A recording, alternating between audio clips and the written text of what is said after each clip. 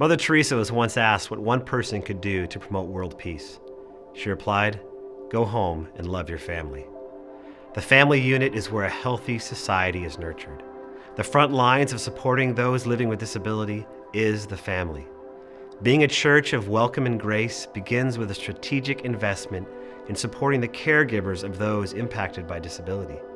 Mothers and fathers and siblings are blessed and burdened with the glorious responsibility of caring for their child or sibling with a disability.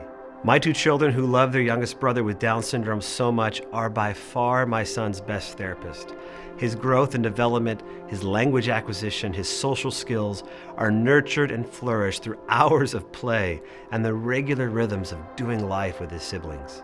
And yet the constant needs and care can severely tax a family and can often become the focus and center of a family.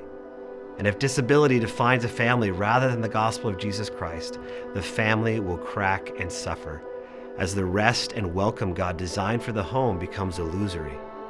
The church, the larger family of God, must come around and alongside families to support them and provide them with the needed care and respite they need to continue to faithfully love and serve their child living with a disability. There are a few things that churches can do to support families in their congregation. First, simply recognize that families of children with disabilities often feel extremely isolated. They'll be tempted more than most to simply drift into the margins and disconnect. Church leaders need to be strategic to combat this isolation. Intentionally welcome families and offer specific supports on Sunday mornings, but also throughout the week as the body of Christ lives life together. Offer transportation to events. Provide trained volunteers or buddies who can assist families.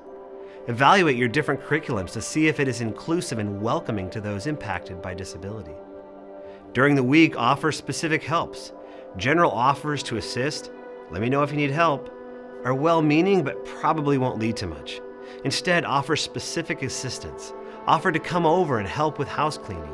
Organize a team to help with house repairs over the weekend. Get to know your families and look for ways to break down obstacles that isolate and aim to build bridges, those relational ramps towards inclusion and welcome. Another way to show support is to designate a family advocate, a primary person to communicate with the family and coordinate care. Support this family advocate by providing them with the training and resources they need to advocate and best serve the family.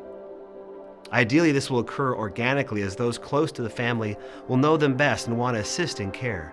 However, it may be something the leadership of the church needs to champion, perhaps behind the scenes, finding someone with the gifts and capacities to serve.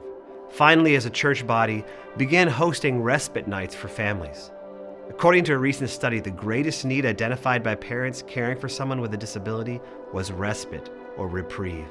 68% of the parents surveyed called it a critical need. So respite is a crucial way for the body of Christ to support families. Respite nights provide a practical way for the church to implement a simple, sustainable, and highly significant structure of care for families. Once a month, the church provides free childcare for families. Kids with special needs and their siblings enjoy an evening of fun, and parents enjoy a few hours of respite to do whatever, perhaps go on a date, take a nap, or go shopping without kids in tow. Respite volunteers are trained, and every child with special needs has a one-on-one buddy to care for them. The monthly regularity and rhythm provides families with something to look forward to every month.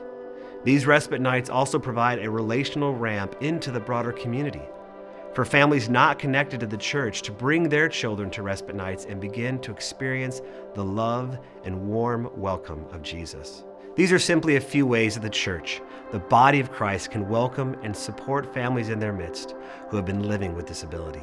There are a myriad of other creative opportunities to support families. It could be a Bible study specifically addressing disability, financial scholarships for families to attend the annual church retreat, or strategic supports for siblings of children with special needs who can often feel marginalized and overlooked. As the church prays and asks God for how they can show the grace and welcome of Christ to families living with disability, God's kingdom will truly be manifest on earth. As Jesus said, "Whatever you do to the least of these, my brothers, you do unto me."